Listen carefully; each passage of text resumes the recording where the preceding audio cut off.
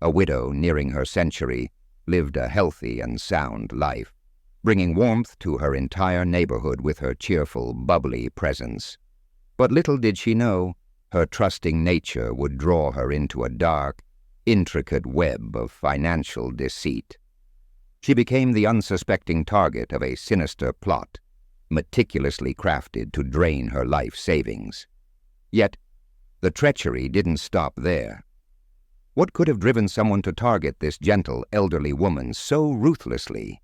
And how far were they willing to go to fulfill their nefarious plans? In Montecito, California, lived a 96-year-old widow named Violet Evelyn Alberts. She didn't have any close family around. In order to feel a part of the close-knit community, Violet leaned on her friendships and connections within the neighborhood.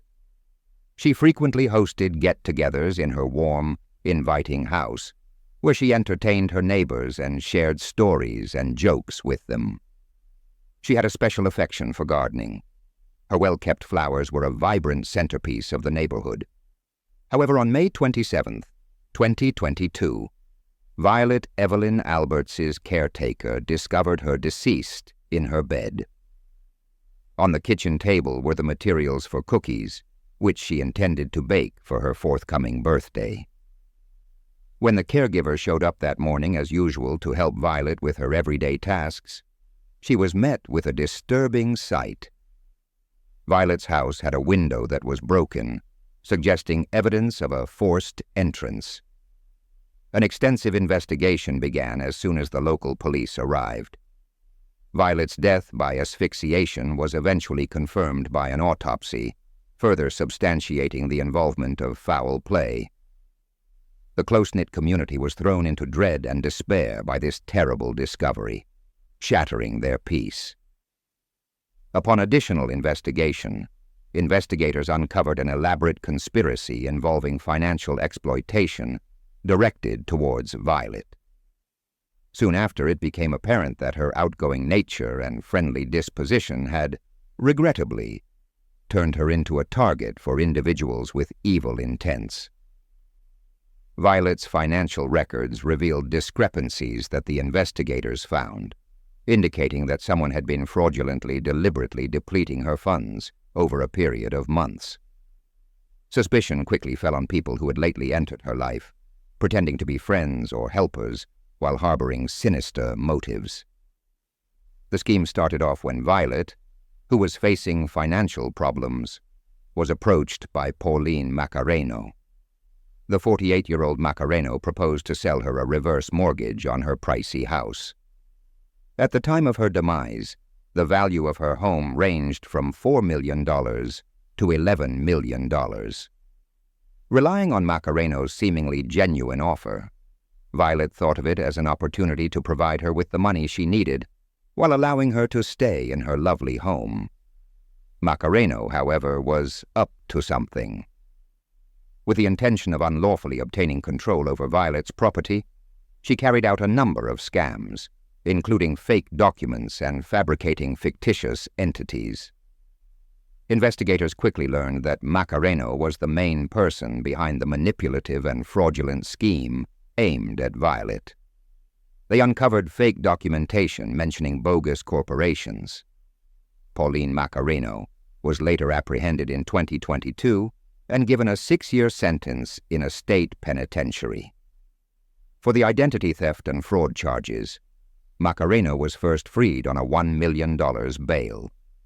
Nevertheless, since she neglected to check in with the bail firm on several occasions, her bail was eventually withdrawn. Macareno was convicted for elder abuse, real estate fraud, identity theft, and embezzlement. She is presently being held in Santa Barbara County Jail without being granted bail. But who was it that killed Violet? Though numerous leads were pursued by detectives, it did not appear that the case would be easily solved.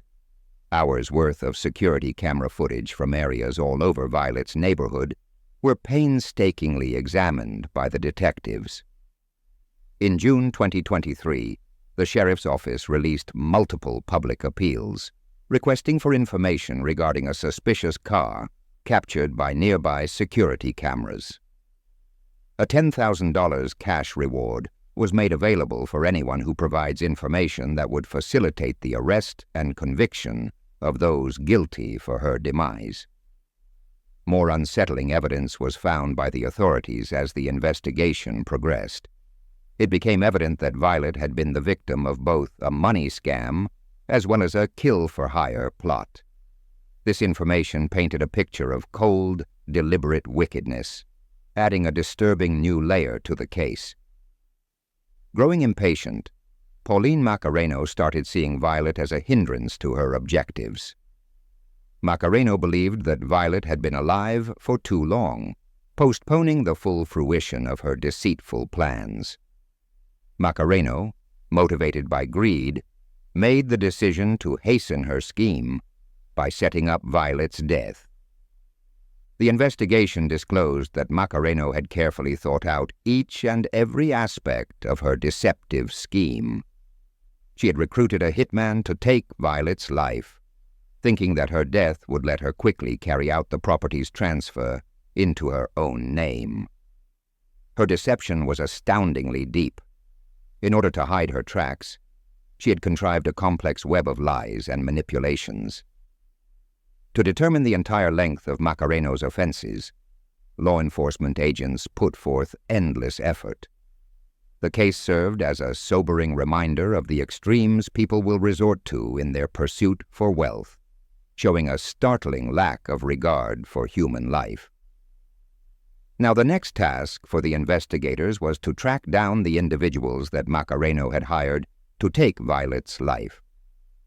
Following 10,424 hours of investigation, a breakthrough finally occurred in the early 2024. The forensic examination of the crime scene, the inspection of security camera footage, and the identification of the suspect vehicle all played crucial roles in pointing the investigators towards the suspects. In January 2024, a 58-year-old man named Harry Basmagian was arrested. For his purported role in the plot to kill Violet, Basmagian, who was already being held by the federal government in Los Angeles on an unrelated charge, was accused. His apprehension highlighted the extent and intricacy of the illicit network that Macareno masterminded. Basmagian experienced a medical emergency and is currently dependent on an artificial life support system due to complete collapse of brain function. February 2024 saw the arrest of Henry Rostomian, 33 years old. With his arrest, law enforcement learned more about the scheme and the roles that each had played. Not too long after, on March 5, 2024, 41-year-old Ricardo Martin del Campo was taken into custody as well. He was the owner of the car from security camera footages. Martin del Campo and an accomplice resisted arrest attempts by sheriff's deputies, escaping and threw away weapons, which the deputies later discovered. That weapon was later identified as an illegally modified Glock semi-automatic pistol, which had been converted into a pistol with a 30-round magazine that functioned like a machine gun. Just 3 days before Violet's body was discovered, two of the men, Martin del Campo and Rostomian, went on a surveillance mission to her house. This crucial finding revealed that the crime was premeditated, highlighting the offenders' deliberate attempts to inspect Violet's house and plot their heinous and repugnant acts. Investigators came to the conclusion that the scouting tour was an important factor in carrying out Macareno's kill-for-hire plot. It made clear the extent to which Macareno and her accomplices were prepared to go in order to make sure their diabolical plan succeeded. At present, Rostomian and Martin del Campo both are being detained at the Santa Barbara County Prison without bail on charges of slaying and conspiracy to slaying Violet Alberts. Fingerprints and DNA samples recovered from different areas of Violet's house, including the broken window, gave a positive match to those of Martin del Campo and Rostomian. Likewise, digital forensics played a big part in this investigation. as detectives found emails and texts between the suspects and Pauline Macareno that contained incriminating details about the financial scam and the specifics of the kill-for-hire plot. These exchanges elaborated the deliberate nature of the crime along with providing a clear motive. Further charges are currently pending against Macareno, suggesting that her legal troubles are far from over. She is likely to be facing additional charges related to her profound financial exploitation of Violet and her deeper involvement in the kill-for-hire conspiracy. The prosecution of Martin del Campo, Basmajian, and Rostomian represented a major step towards punishing all parties implicated in Violet's death. The community, still in shock over the death of a cherished member, took comfort in the police force's unrelenting pursuit of the offenders. Will the sentencing be enough to deliver justice for Violet? How can we better protect our elderly loved ones from falling victim to such scams? What measures should be put in place to prevent such tragedies in the future? The 1991 case of a 42-year-old woman who was discovered deceased on a hillside has been solved by Ventura police after over 3 decades of investigation. Eventually, investigators were able to track down her assailant, providing closure to the family 33 years after their loved one was discovered slain in California. On July 16, 1991, the 42-year-old victim, Danielle Clause's body, was discovered close to Ventura's downtown, nearly 70 miles northwest of Los Angeles. The victim had several blunt force injuries and was found to be partially naked. On July 15, 1991, she was last spotted having a conversation with a man who was driving a small white pickup truck with pinstripes. According to an announcement from the Ventura Police Department, she had also experienced sexual assault. Her husband reported her missing the following day, claiming she never returned home that evening. Retired Lieutenant Douglas Aldridge, who initially handled the case, said the Ventura PD would typically over-collect stuff for evidence, since it's difficult to predict what might prove crucial later in the investigation that may yield a breakthrough. He added that the detectives retrieved fingerprints, trash, papers, rocks, cigarette butts, and everything else that seemed to be disturbed. Additionally, they searched the neighborhood for a white truck that fit the suspect's car description. After all potential leads were exhausted at the time, the case was put on hold and deemed unsolved. The case was reopened by Officer Tyler Buck after more than 25 years had passed since it had gone cold. In 2021, investigators re-examined evidence from the crime site and employed forensic genetic genealogy to construct the suspect's family tree. They identified the person responsible for Danielle's demise as Larry Devon Welch, who passed away in 1999. According to the authorities, Welch and Clause had no known relation at the time of the incident. Buck became aware of Clause's case via a file containing more than 1,000 pages. Reviewing the case, he hoped to uncover anything that the previous detectives had overlooked. Notedly, retired detective Joe Aldridge and his team performed an excellent job of documenting the crime scene and obtaining relevant evidence.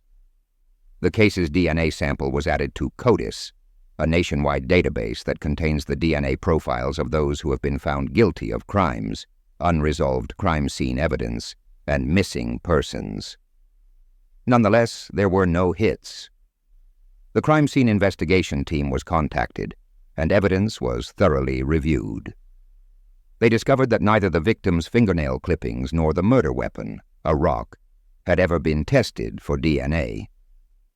Following multiple meetings, detectives asked in May 2021 that the evidence be examined to see if the DNA from the sexual assault kit and the rock and fingernail clippings match. This was according to forensic specialist Gabrielle Weimer. She stated in the video that this comparison would either support or refute the theory that the assault and slaying suspects were the same individual. As of September 2021, all of the DNA samples were found to be identical to a single unknown suspect. In order to connect the dots, the team contacted several organizations since they knew that cutting-edge techniques like familial genealogy, which may be costly, were required to solve the case, stated Weimer. Senior forensic genealogist Misty Gillis forwarded the DNA sample to Gene by Gene, a company with expertise in genetic testing and biotechnology. After the genetic profile was created, it was uploaded to numerous genealogical databases, including Family Tree DNA, 23andMe, Ancestry DNA, and MyHeritage DNA. By July 2022, the genealogists had created a portion of the suspect's family tree. Luckily, they were successful in tracking down a living relative who was also interested in ancestral genealogy and had previously constructed a family tree of herself. When investigators got in touch with her in San Diego, she gave them a DNA sample and a summary of her family tree. According to Weimer in the police department's video, her DNA sample examination revealed that she was a first cousin match. This marked a major advance in the investigation. The search was further restricted when they looked through her family tree and came across only 2 male first cousins. At this point, those 2 cousins, Welch and his brother, were the center of investigators' attention. There was, however, just one brother alive who resided in Virginia. Weimer stated that the investigation was currently at a deadlock regarding how to advance further. The Ventura Police Department lacked the manpower and funding necessary to dispatch 2 detectives out of state in order to covertly get a DNA sample. A Ventura cold case sexual assault unit further constructed a profile of both Welch brothers in October 2023 in an attempt to determine which one might have been the perpetrator.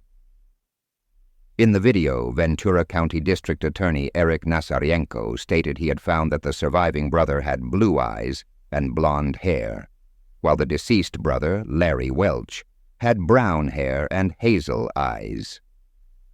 The investigation determined with high confidence that the suspect had brown or green eyes and brown hair, which was compatible with Larry Welch's description.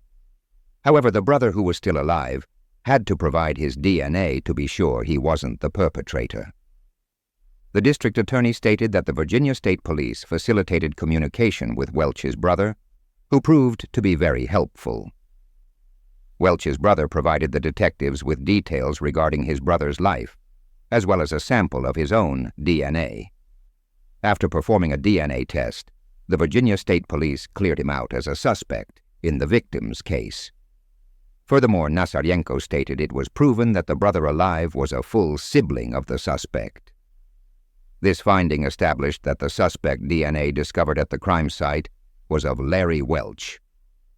According to Weimer, the forensic expert, Welch drove a white Ford Ranger, had a P.O. box in Ventura, and was seen with Clause around the time of her death.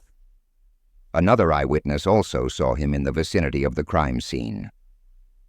When Weimer managed to get in touch with Clause's sister, Marcy Fort, she recalled seeing her sister's body. Forte claimed that her sister had been beaten so severely that it was impossible to recognize her, and she didn't want their mother to witness it. Forte prayed all the time that she finds out who was responsible for this. Her prayers were heard. Additionally, Forte stated that her sister was much more than just a victim of a heinous crime. She was a kind person with a beautiful soul who was taken far too soon. In the dimly lit room, the chilling message scrawled on the wall still haunts those who see it. I will kill again. This is the scene where Byron Carr, a beloved teacher, was brutally slain in his own home, a crime that has remained unsolved for decades. For Byron Carr, family meant everything. He grew up close to his parents, particularly his mother, and he also had a strong bond with his brother John, as they were similar in age. He also had a large social circle and loved to travel. Byron taught English at Montague Regional High School and was quite popular among his students. Some of his previous students remarked that he had a golden heart and would stay in contact with his students even long after his classes were over. In 1988, Byron, then 36 years old, lived in a beautiful and well-kept home on Lapthorne Avenue in Charlottetown, Prince Edward Island. It was in that very same home that Byron was slain on November 11, 1988. He was strangled with a towel and then stabbed multiple times. On Byron's wall, the perpetrator had written, "I will kill again," raising fears that additional victims were likely to follow. Also, Byron's wallet was missing. There was no evidence of forced entry into the residence. Before Byron was slain, him and the perpetrator were believed to have had consensual intercourse. Byron was gay, but he kept it a secret to spare himself the discrimination that many other people at the time had to face. He had not even disclosed his sexual orientation to his parents, regardless of their close bond. Following his slaying, it was publicly exposed. Authorities would claim decades later that Byron's sexual orientation contributed to the general lack of support and engagement in the case. This was also what Byron's family believed. According to John, Byron's brother, in 2024, people were scared back then for their careers just because they were gay. In 1988, the public perception of being gay wasn't particularly positive. I recall several public officials who were very reluctant about getting involved in the investigation. The slaying of a gay man raised concerns among other LGBTQ residents that they, too, might be targeted by the assailant, and the entire community's response to the incident further fueled their worries that they were unsafe on Prince Edward Island. Speaking to the CBC about Byron and his murder in 2024 was Jeffrey Haight, a former student of Byron's, also gay, who years ago left Prince Edward Island to live in a big city because he feared for his safety. "Why was the situation created?" he asked. "That's because society didn't allow us to be who we truly are. We were also forced to live in the shadows. And when you live in the shadows, you meet certain people you should not be around." After analyzing the most crucial piece of evidence they possessed, the perpetrator's underpants, which had been left behind at the scene, police concluded that he was bisexual. When police removed a portion of the underwear's front to test it for DNA, they discovered both male and female DNA, which was believed to have come from the underwear's wearer and a woman he had sex with. When displayed on a mannequin, the tight-fitting underwear with a 29.5-inch waist suggested that the perpetrator was of somewhat diminutive frame. Police kept the evidence safe and looked into the case in spite of the public's awkwardness surrounding Byron's sexual orientation and demise. Over the following decades, hundreds of interviews were undertaken. From time to time, police would visit Byron's parents to talk about the investigation, even though there rarely were any significant updates. In October of 2007, Byron's case was officially reopened. Since the LGBTQ community was growing in acceptance, authorities believed that witnesses who might have been reluctant to come forward in 1988 as doing so would have meant revealing their own sexuality would now be open to speak with them. Additionally, the Charlottetown Police Service made public a composite photo of a suspect who, just 2 months after Byron's death, attacked a gay man in Charlottetown and was thought to be connected to the slaying. Up until 2024, the case remained cold. Chief Brad McConnell declared on January 26th that Todd Joseph Gallant, a.k.a. Todd Joseph Irving, 56, had been taken into custody in relation to the death of Byron the previous day and charged with 1 count of first-degree slaying and 1 count of tampering with human remains. A second suspect was also detained, but was later freed. Their possible connection to the incident is currently being looked into. For a considerable amount of time, police had been under the impression the perpetrator had returned with at least 1 other person in order to try and get the evidence implicating him removed from the house. They said in 2013 that 2 unrelated witnesses had come forward, claiming to have spoken with a guy who had confessed to them that the murderer had brought him to Byron's house to dispose of the evidence. The 2 witnesses came forward in 2008 and 2012, revealing information that was yet to be made public. The person they reported, whose identity has not been made public, had a violent criminal record, had been granted parole just prior to Byron's demise, and had been considered a possible suspect in the case from the beginning of the investigation. But it was too late already to interrogate him about who took him to Byron's house that night, as he had died in the early 2000s. Following Byron's initial strangulation with the towel, the assailant allegedly went back to the house with an accomplice, which is when the investigators believed that Byron was stabbed. The note was written on the wall, and his wallet was stolen. The intent of these acts was to mislead the law enforcement officials. In the dustbin inside Byron's kitchen, socks had been discovered. Police suspected that somebody had worn them on their hands while inside the house to prevent fingerprints from being left behind. One of the socks inside was sampled for DNA, but the sample did not match the DNA on the underwear or the reported accomplice who had passed away.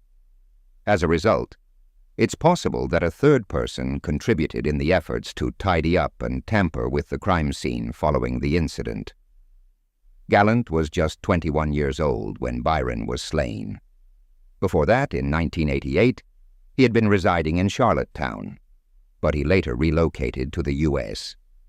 He stayed in Texas and Arkansas before returning to Prince Edward Island in 2022. In 1987, he was detained for breaking and entering in Canada and also had a criminal record in the U.S. His identification had stemmed from genetic genealogy. Charlottetown police collaborated with Wyndham Forensics Group and Convergence Investigative Genetic Genealogy to identify him as the source of the DNA found at the crime site after familial matches to it were discovered in the family tree DNA and GED match systems. On February 1st, Gallant's attorney, Chris Montigny, appeared in court to represent him. In order to allow Montigny time to go through the considerable amount of evidence and paperwork, the case was postponed until the next month. He is unsure of his client's intended response to the charges brought against him. On the day of Byron's burial, John was told by his mother that it's not really over until we know what happened and why. Both she and Byron's father died a few years before charges in their son's case were filed, and so it was never truly over for them. John, Byron's brother, witnessed Gallant's arrest and was present at the news conference that followed.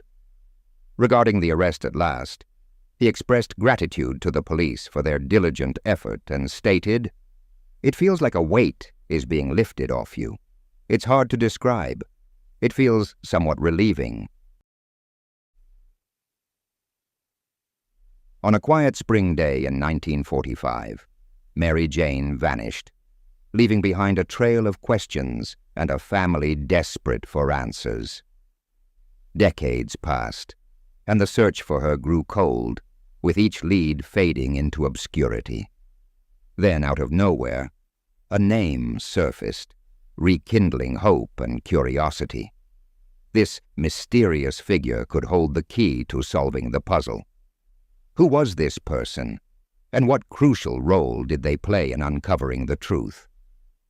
On November 19, 1911, Mary Jane Croft VanGiIder was born in Fairmont, West Virginia. She got married to James VanGiIder on January 29, 1929.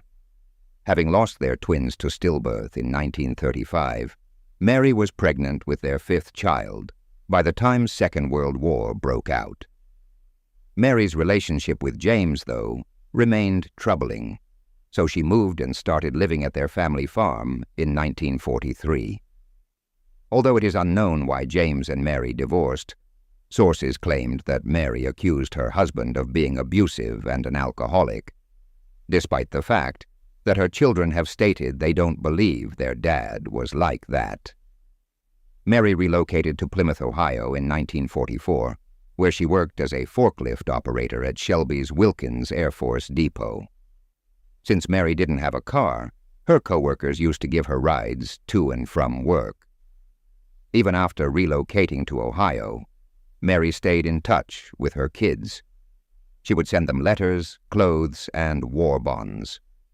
War bonds is a government initiative that is issued to finance military expenditures and operations, allowing the public to purchase debt.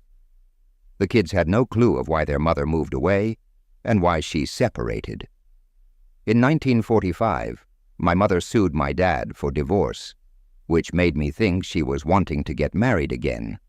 But we found no answer to that, stated Mary's eldest daughter, Anna Mae VanGiIder Rager. In 1945, Mary Jane wrote to her children in West Virginia, stating that they return the war bonds to her in Plymouth. Few weeks later, she mailed them her last war bond. That was the final exchange Mary Jane ever had with her family. A few months later, James filed for separation, but Mary never got back to him. In April 1946, Mary's lawyer withdrew her divorce petition when she did not appear in court.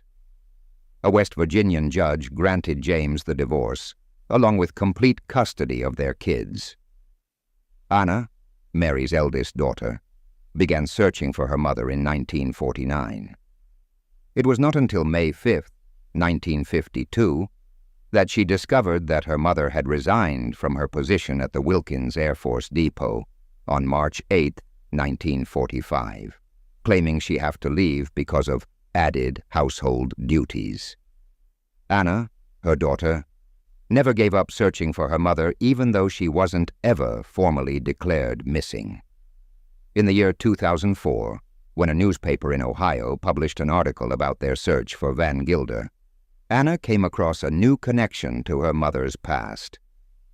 Apparently, a man, after reading that Plymouth Journal's article, reached out to Anna, claiming that his dad used to be a co-worker of Mary between 1943 and 1945. Nevertheless, they weren't sure of what happened to her after that. Mary was ultimately reported missing to the authorities in April 2018 by her granddaughter, Mindy Wilson. That pain, that desperation, and that need to know is still very fresh for Anna, stated Adam Turner, the officer in charge of the investigation. The not knowing is worse than the knowing. When somebody's missing, you're left in limbo. Adam proceeded to work on the case, obtaining Mary's military personnel file, which he posted online in the hopes of garnering some leads. Before long, a civilian sleuth led him to a name on a file document that was going to be crucial in cracking the case. It was Percy L. Sebrin, the name that the sleuth pointed out to. Turns out Mary assumed the role of high-lift fork operator from Sabrin when she was promoted, and it is quite possible that she had trained under him over the years. After looking up Sebrin's biography on findagrave.com, Adam found out that he was run over by a train and passed away in 1969 in Kansas City, Missouri. Additionally, it revealed that he was married to a Mary Jane C. Sabrin, who was born on November 19, 1911, and then passed away in 1990. The two were laid to rest at Forest, Louisiana. The couple resided in Arkansas and had 2 kids. Interestingly, December 1945 saw the birth of the first child, 9 months after VanGiIder quit her employment at the Wilkins Air Force Depot. After that, Adam got in touch with one of Sebrin's grandchildren, who immediately sent him pictures of Mary Jane Sebrin. In addition, he received a document from the grandchildren that was signed by Mary Jane Sebrin. When this signature was compared to Mary Jane VanGiIder's, there were obvious similarities in the letter shapes and formatting. In the pictures, Mary Jane Sebrin and Mary Jane VanGiIder looked remarkably similar. In February 2024, a DNA comparison officially proved Mary Jane Sebrin's identity as Mary Jane VanGiIder. Mary Jane was a wonderful grandma who loved gardening, especially hydrangeas, according to her second family's grandchildren. She liked sun tea and was quite good at cooking. It was found somewhat unexpectedly that Mary was using a different Social Security number than what was listed in her military file. In 1990, Mary passed away from colon cancer. She was cremated and buried beside her spouse. In her last moments, Mary Jane revealed something to one of her granddaughters, something she couldn't be ever able to say. That granddaughter added that, up until this point, she had thought her grandmother was speaking gibberish, but now everything made sense. Adam described the heartbreaking experience the VanGiIder family had upon learning of Mary Jane's actual fate after decades of looking for her. The case of Mary Jane went on to uncover 2 additional mysteries. Officer Adam Turner in the 1960s, while searching for Mary Jane, came onto a file about a Jane Doe who was discovered in Preble County. The Jane Doe's description fit Mary Jane VanGiIder so well that her body was exhumed for DNA testing in late 2019. The test findings, though, were inconsistent with Mary Jane. Still, the officer made the decision to keep looking for Jane Doe. To solve the case, he collaborated with Moxie Forensic Investigations to create a DNA profile and utilize genetic genealogy. To their surprise, the Preble County Jane Doe turned out to be Albert Frost, a man from Hamilton, Ohio, who had been missing since the early 1960s. The error might have occurred because Albert's remains were in a severely deteriorated state, scattered over around 75 feet. His cause of death remained undetermined. When Albert's closest biological relative, his great-niece, Tina Barrett, was contacted, another mystery emerged. Tina didn't know about Albert at first and assumed they were talking about her great-aunt Clara. It was discovered that the same family had 2 missing siblings. Albert had a sister named Clara, who also went missing and was never seen again. She disappeared in her early 20s, about a decade before Albert did in the 1950s. It was revealed by family members that Clara's mother had sold her to a man who later married her. Together they had 2 children who were barely a baby and a toddler when she went missing. Clara's family figured that her disappearance was odd and reported to authorities that her husband had been physically abusive to her. Clara's husband insisted that she ran off on her own, denying any involvement in her absence. The husband got married again and shifted to Pennsylvania along with the kids. Clara's husband, now deceased, is considered as a person of interest in her disappearance. Further complicating the investigation, the VanGiIder family's house in West Virginia burned down in 1986, taking any remaining personal items or potential evidence with it. This loss of physical evidence made the case more difficult for the detectives. Officer Adam Turner's work was distinguished by persistence in the face of several challenges. Many of the coroner's offices and police departments he contacted around the nation were at first uncooperative. His efforts paid off as media articles and podcasts raised awareness of the case and eventually yielded the critical lead pertaining to Percy Sebrin. The VanGiIder family experienced a bittersweet sense of closure with the revelation of Mary Jane Sebrin's identity. While this case has been concluded, Clara's mysterious disappearance still looms large. Could there be more to her husband's story, or was foul play truly at the heart of her vanishing? With that being said, this case has hit the radar, so authorities might be looking into it. Hopefully, we'll know the truth in the near future. In late March 2024, the quiet town of Hugoton, Kansas, was shaken by an unsettling occurrence. Two mothers, Veronica Butler and Jillian Kelly, disappeared under perplexing circumstances. What began as an ordinary trip ended with their car abandoned on a road in the middle of nowhere, leaving a trail of unanswered questions. With scant clues but growing suspicions, authorities initiated an investigation that crossed state boundaries. As the case of the missing women turned into a suspected foul play, arrests were made, including someone with a personal connection to one of the victims. Who was this individual, and what was their motive? Were they acting alone, or were there other accomplices? And how did the case reveal an even darker reality than anyone could have anticipated?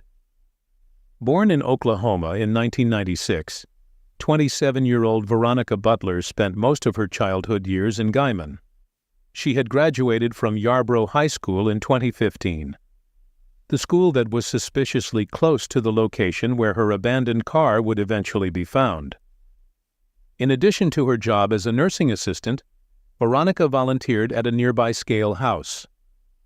Veronica was engaged to Tracy Peets, who was a Marine and had two adorable kids from an earlier relationship.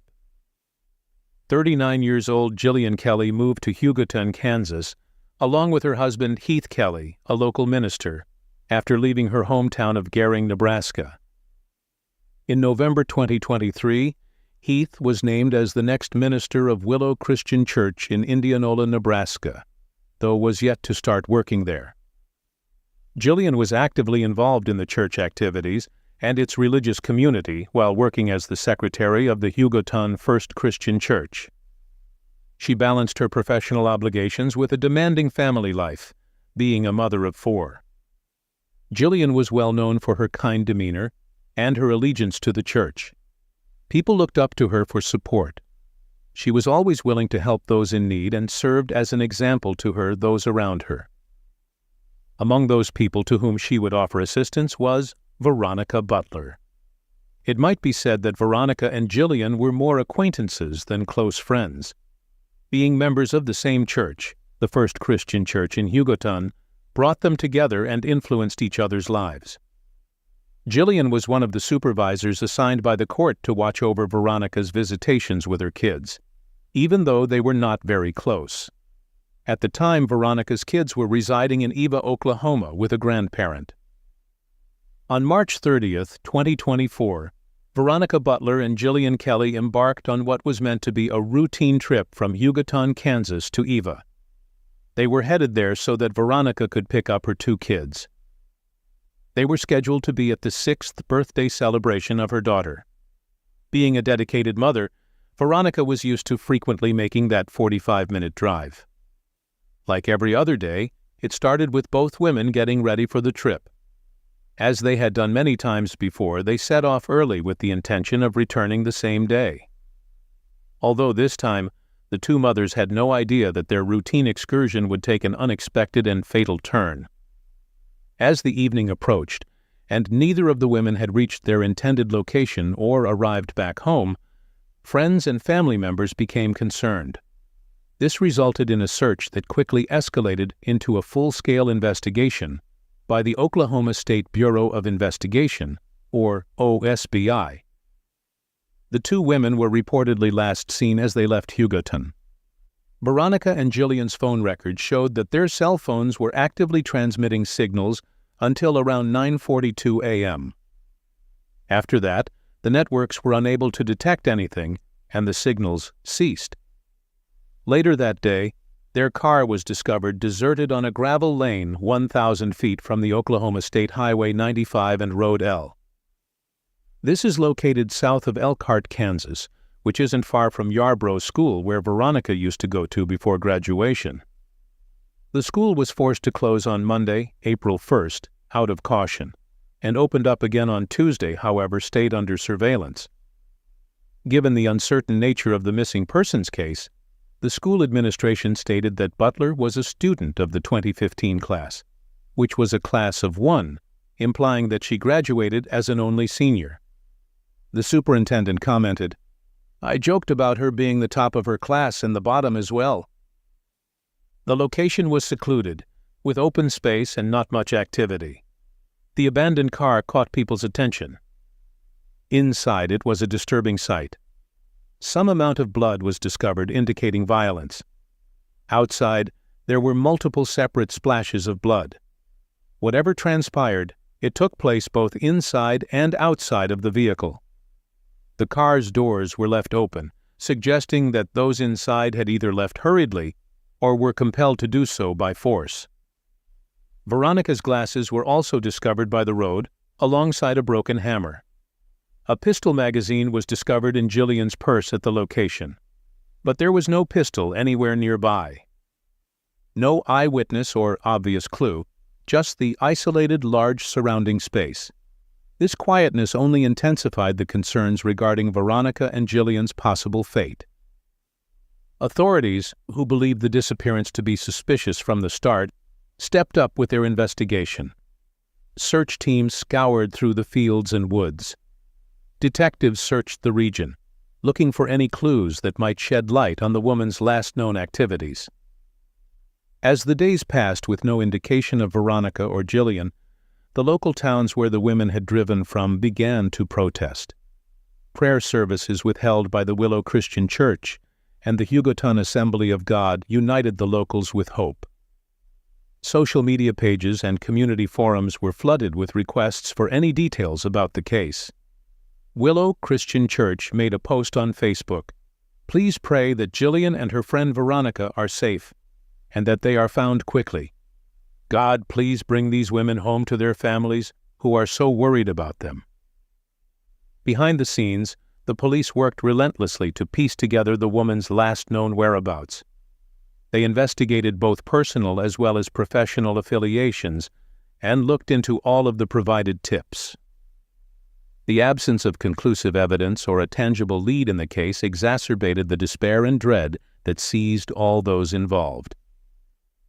Travis Woodworth, an acquaintance, stated that, "Not knowing anything, not knowing whether they were still in Kansas, Oklahoma, or someplace else where they might have been at, made my heart drop, as if it had been a terribly heartbreaking week, a lot of nights without sleep." Another acquaintance remarked that, "Nothing like that had ever happened around here, so it came as a shock." Hunter McKee, an OSBI representative, highlighted the alarming nature of the case. He cited the remoteness of the location where the car was parked, along with an absolute lack of contact from the women, as the main reasons behind their suspicions regarding the possibility of foul play. He went on to say that the cameras and CCTV recordings are typically used to determine what happened or what led up to it. Unexpectedly, in a dramatic turn of events, on April 13, 2024, 4 people were arrested in connection with Veronica and Jillian's disappearance and subsequent passing. 54-year-old Tad Burt Cullum, 50-year-old Tiffany Michelle Adams, 44-year-old Cole Earl Twombly, and 43-year-old Cora Twombly. A 5th suspect, Paul Grice, eventually was apprehended as well. Although they had yet to locate their bodies, the evidence recovered from the scene was crucial to proving that foul play was involved and contributed to the immediate arrests of the individuals responsible. According to Hunter McKee, the evidence taken from the inside and around that abandoned vehicle was what led them to these conclusions. Nevertheless, they refused to disclose yet what was in and around the vehicle. Following their arrest, as the suspects made their way into the courtroom for the very first time, the victims' loved ones had to be restrained from making a move on them. 4 of them were charged with 2 counts of abduction, 2 counts of taking life, and conspiracy for taking the life of Veronica and Jillian. They were detained within the Texas County Prison. On April 14th, a day after their detainment, in an isolated region of Texas County, Oklahoma, the prolonged search for the two missing women concluded with a horrifying revelation. Authorities comprising the OSBI, FBI, and Texas County Sheriff's Department announced the discovery of two bodies. Those bodies were then brought to the Oklahoma Chief Medical Examiner's office for further examination and autopsy. Officials confirmed that all of the youngsters involved are safe. The children's whereabouts around the time of the killings remain uncertain. The investigation into Veronica and Jillian's disappearance brought officials to a rural property barely 10 miles from where they were reported to be last sighted. There, detectives found evidence that tied the suspects to this place, which made it the focus of their attention. According to court filings, 2 burner phones belonging to the 4 accused exchanged signals close to a recently damaged patch of land on the property. A hole appeared to have been dug, then refilled and carefully disguised with hay. Jamie Beasley, the property owner, presented the detectives with unsettling details. He described his conversations with Tad Burt Cullum, one of the accused. Cullum reportedly asked him if he could use a skid steer to do what he seemingly suggested was dirt work to bury concrete. 2 days prior to Veronica and Jillian's disappearance, Cullum had made contact with Jamie Beasley, the owner of the property. Only this time he requested if he could use some heavy machinery to take out a stump and engage in other excavating work. After the woman's disappearance, Cullum, facing the weight of the investigation, alerted Jamie that the police believed that he was a suspect. He added that the skid steer marks would appear fishy to them. Cullum instructed Jamie to just state that the suspect was performing general land maintenance if confronted. As the investigation progressed, officers began to piece together not just how and who committed the crime, but also how they unearthed the truth that shocked the entire community. Unexpectedly, one of the suspects had a close relationship with Veronica Butler. Tiffany Adams turned out to be Veronica's mother-in-law, which makes her a relative by marriage and the grandmother to her kids, the grandma with whom the kids resided in Eva. During the investigation, Adams informed the OSBI that on the evening of March 29th, her son and grandkids stayed somewhere else. She was going to pick them up the next morning before meeting up with Veronica. According to court filings, Adams called Veronica around 9 a.m. on March 30th to double-check their appointment. As told by Adams, Veronica informed her that she would not be able to be there as something came up. Call records verified that they did talk. Nevertheless, Veronica was on her way to pick up Jillian, at the time actually. Veronica's 2 kids were under the legal custody of Wrangler Rickman, their father, but were in a rehabilitation center then. This is why the kids had been staying at Adams when the incident transpired.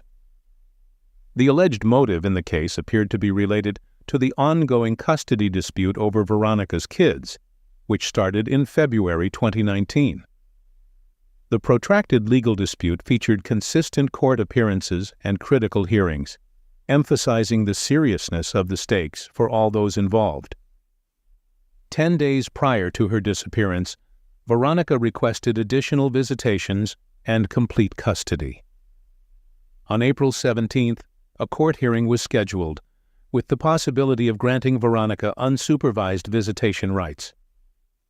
OSBI questioned the woman who usually oversees the visits, and she claimed she was present that day, but Adams advised her to take a few weeks off from supervision. Adams wanted to ask her grandkids about Veronica's permitted visitation supervisors. Even though her son was granted legal custody, Tiffany Adams oftentimes would decline to hand him over to the kids. The fact that authorities were also brought in to help with custody problems suggested an unstable family dynamic.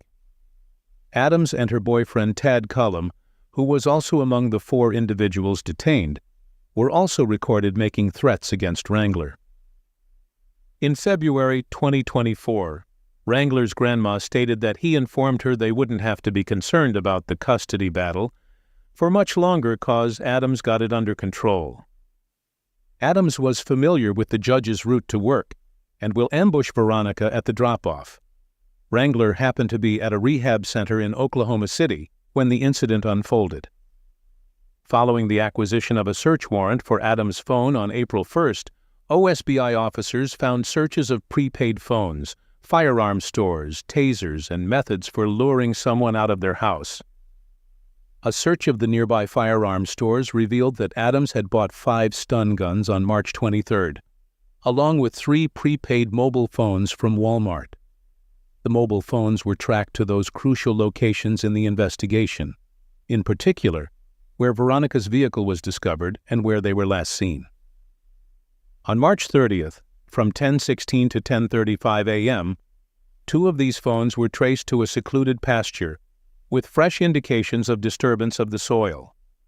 A buried hole filled in hay was discovered around 8.5 miles from Veronica and Jillian's last reported location, within a time frame corresponding with the women's disappearances. All of the suspects were affiliated with God's Misfits, an anti-government group that used to gather on a regular basis at the Twombly's residence. On March 30th, their 16-year-old daughter realized that Cora and Cole Twombly weren't at home, though they came back around midday. They reportedly took a blue and gray Chevrolet pickup truck. After they returned, they instructed their teenage daughter to tidy up the pickup from inside. She additionally told the detectives that her mother and father acknowledged blocking the road so they could stop Veronica and Jillian. They then led them to the spot where Adams, Cullum, and Grice were waiting. When asked why Jillian had to be killed too, Cora excused it by asserting she wasn't innocent since she backed Veronica. When questioned if the remains were concealed beneath a well, Cora oddly responded, "Something like that." Their daughter additionally addressed their previous attempts to kill Veronica Butler within Hugoton in February 2024. These attempts included a scheme for luring Veronica Butler outside, which coincided with the internet search seen on Adams' phone. Cora also revealed a plan for faking an accident by dropping an anvil over Butler's windshield. These kinds of occurrences were prevalent while driving past loaded vehicles. Prosecutors contended that there had been multiple tries at taking Veronica's life. Further court filings described the years of conflict between Veronica and Adams. Court approval was not obtained for requests for a protective order. KSN talked to Veronica's father, Clinton Butler. When asked if he believed the legal system had failed his daughter, he replied, "A 100%. On April 28th and May 3rd, respectively, Jillian and Veronica were honored with a celebration of life service. On May 1st, 2024, 31-year-old Grice appeared in court for the first time in Texas County, Oklahoma. It is not known why Grice wasn't arrested along with the others. He was arrested 9 days later. He confessed about his involvement in the planning, execution, and burial of Veronica and Jillian. At the court hearing, he was refused bail. The ruling was based on 3 points, as per the motion. Evidence of guilt is obvious. Crime involving acts of violence are alleged to have been committed, and he will receive a maximum punishment of life in prison or life without parole. He will be represented by a public defender, given that he cannot afford to pay one himself. Adams's affidavit states that she also gave authorities a recorded statement, which implied her of being the responsible for the killings. Veronica and Jillian were more than just victims of a perplexing case. They were people with families and friends. They had ambitions.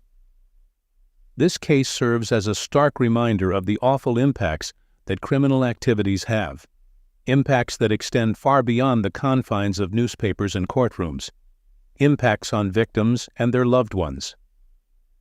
The waiting for the trial's verdict can be excruciating and full of ambiguity for the victims' families as well as the general public.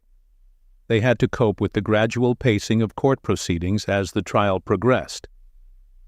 Oftentimes, it seems frustratingly slow in comparison with the immediate impacts and emotional turmoil resulting from the crime.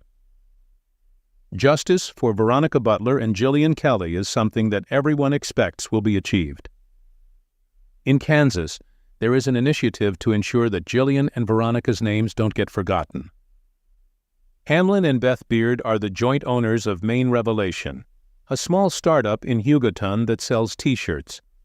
The objective of this is to support Veronica and Jillian's families.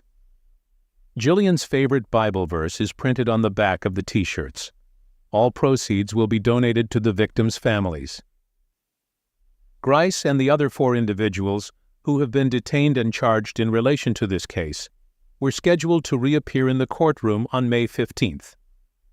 When the day arrived, all 5 of them showed up for an update hearing. The motion to seal the search warrants was turned down by the judge.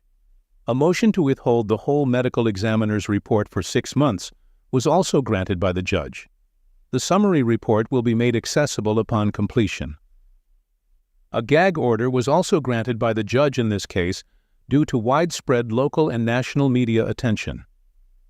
The following court date is June 19th for a discovery status hearing. If you find this video compelling, show your support by giving it a thumbs up, subscribing to our channel, and ringing that notification bell. By doing so, you'll stay updated about the latest investigations and mysteries. Your support means the world to us as we continue to pursue the truth in the world of cold cases.